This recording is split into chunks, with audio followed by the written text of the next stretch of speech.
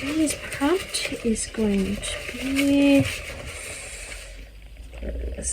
what are you? The thought of you is what kept me going. Okay. Let's see if I can come up with any ideas for that.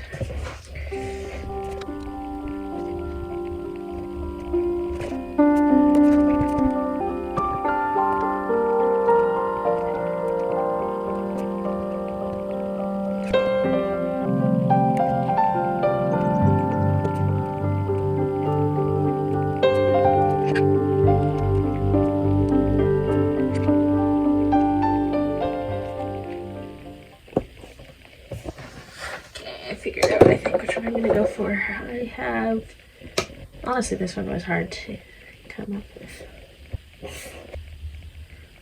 I have a mother searching for her child, a family separated by a massive earthquake, someone coming back home only to realize they've changed while they were away, and a father coming home from work. And honestly, as much as it sounds like the most boring, I think I had the strongest idea for a father coming home from work.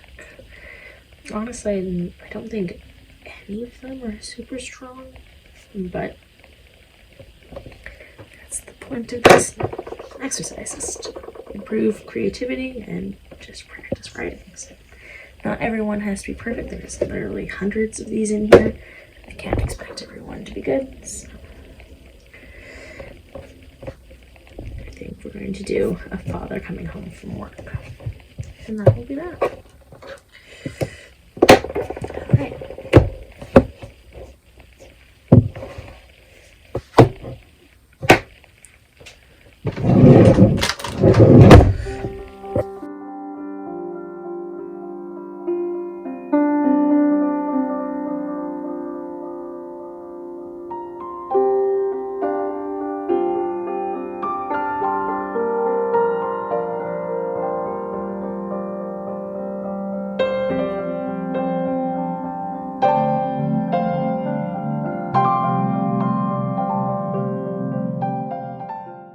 Bloody knuckles and baby kicks.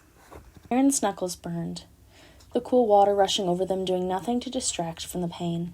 He gritted his teeth, rubbing at them to dislodge the coagulated blood. His head was throbbing, and all he wanted to do was crawl into bed.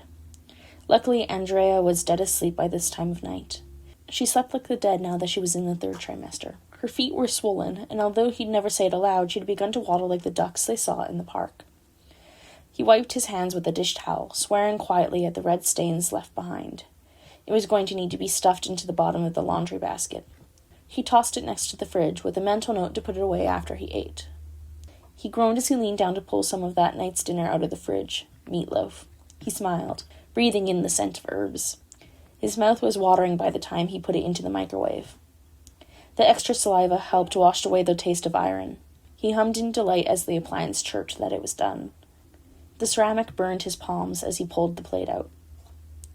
The baby was feeling a bit peckish. I guess you were too. Aaron's eyes widened, smiling brightly as he turned around to greet his wife. She was standing in the kitchen doorway, her hand on her hip.